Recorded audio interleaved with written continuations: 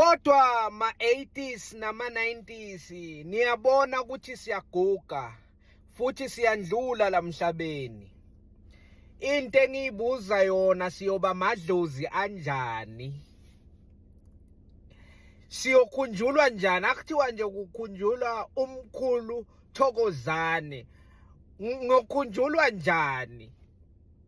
Kuyobekwane emsamo uma bafuna ukukhuluma nomkhulu Thokozane.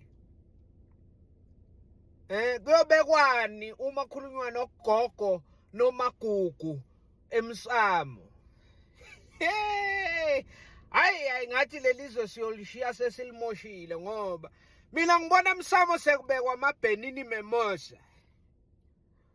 Kuthiwa hayi ugogo Mbali bekathanda ibhenini memosa, manje njengoba sizokhuluma naye asibeke yona. Kuthiwa bekabhemani, bekabhema i-vapor phakathi neviki, kodwa nje ngabomgcibelo bekabhema ihabli. Sekubekwe ihabli ke lapha, unyaka ngu-2050 emsamo kunehabli. Sebabuzana abantwana, hawu bekathanda yiphi ifavor, i-grape ne-granadilla.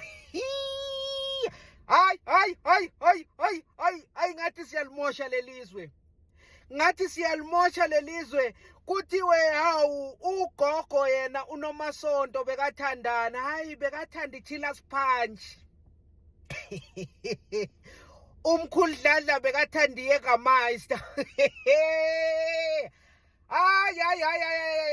Imsamo yabantu bethu nezizukulwana zethu siyoyifaka enkingeni.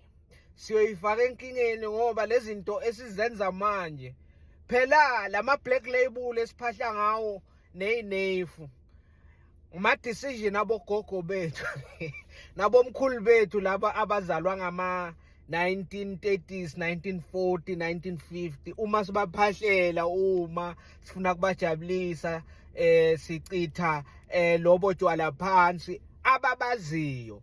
Yabona kubhenywe isinefu, lo gogo ophahla kuye uphahla ngalento ayaziyo. Manje yabona lento hayi. Kodwa asiqhubekeni ngama-vapor, qhubeke ngama-habli, kucutshekwe ngamabhenini memosa nama-Chillers Punch.